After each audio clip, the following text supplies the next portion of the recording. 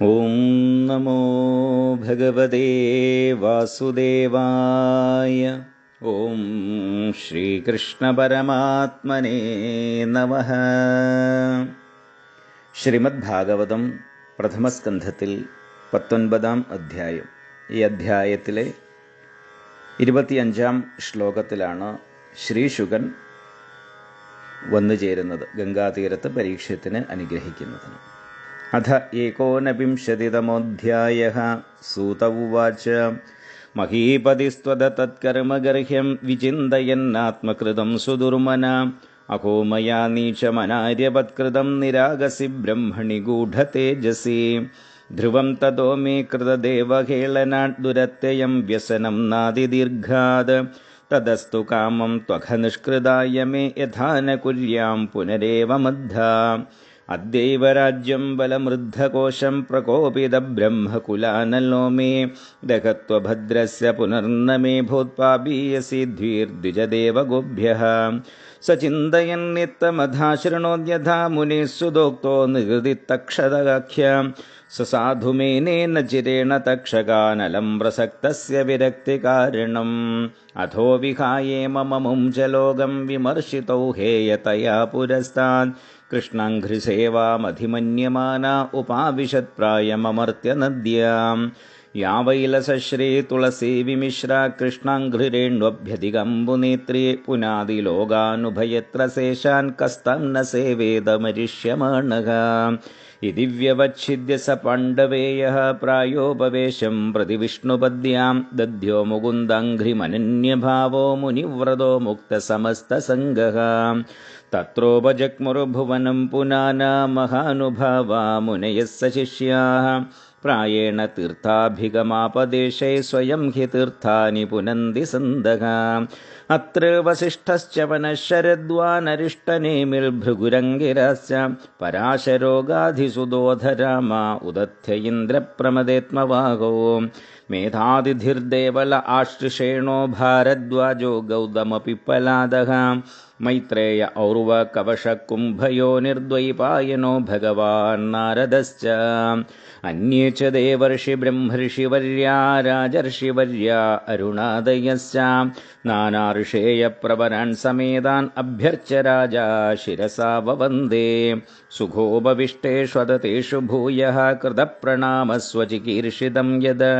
വിജ്ഞാപയാമാസ വിവിക്തചേതാ ഉപസ്ഥിതോഗ്രേഭിഗൃഹീതപാണിഃ.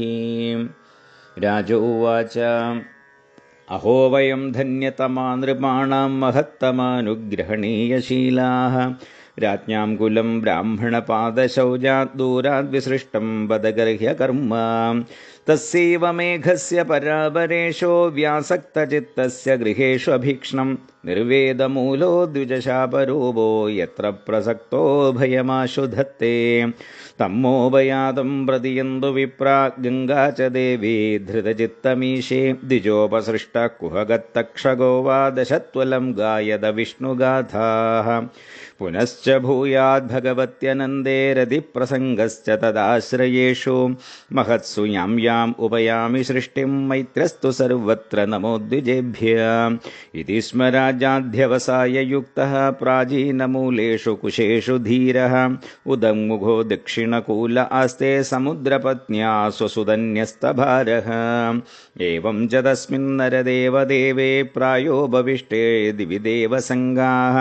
പ്രശസ്യ ഭൂമോ വ്യകിരൻ വസൂനൈർമുദാ മുഹുർദുന്ദുഭയശ്ച നേതുഃ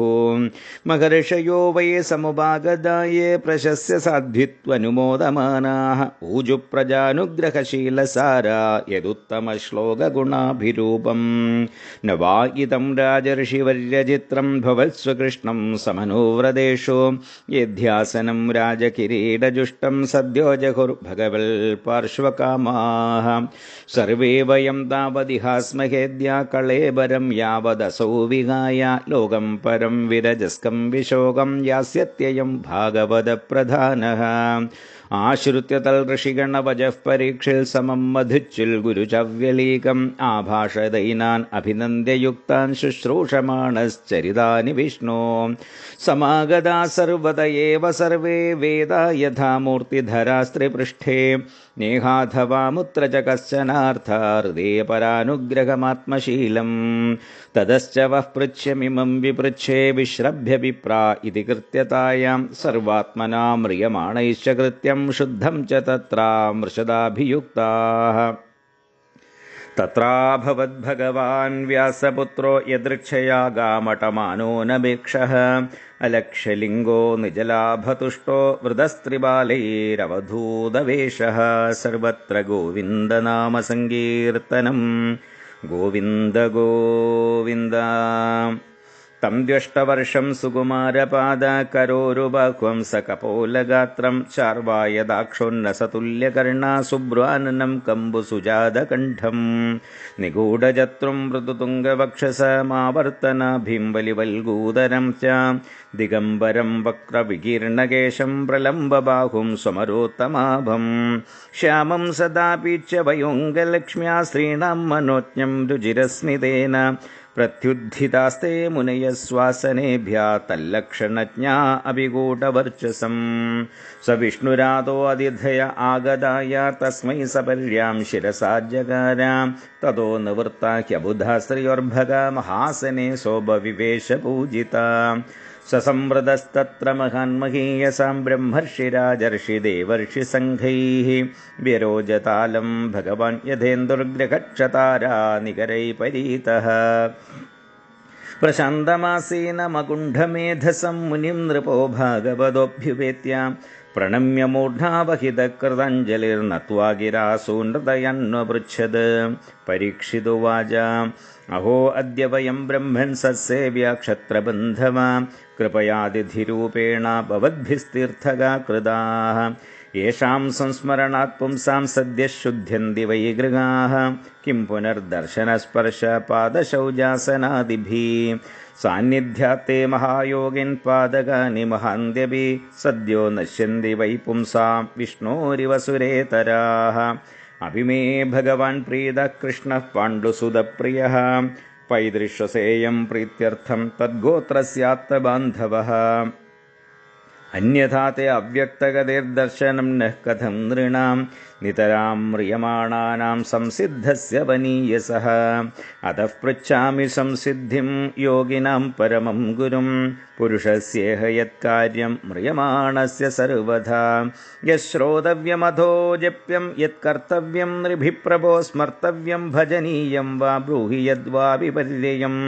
നൂനം ഭഗവതോ ബ്രഹ്മൻ ഗൃഹേഷു ഗൃഹമേധിനാം ന ലക്ഷ്യതേ ഹ്യവസ്ഥാനം അഭിഗോദോഹനം ക്വചിത്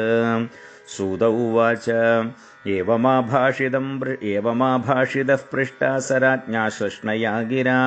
प्रत्यभाषत धर्मज्ञो भगवान् बादरायणिः हरिः ओं तत्सत् इति श्रीमद्भागवते महापुराणे वैयासिक्याम् अष्टादशसाहस्र्यां पारमहंस्यां संहितायां प्रथमस्कन्धे शुगागमनं नाम 19तमोऽध्यायः इति प्रथमस्कन्धः समाप्तः। सर्वत्र गोविन्दनामसङ्कीर्तनं गोविन्द गोविन्द।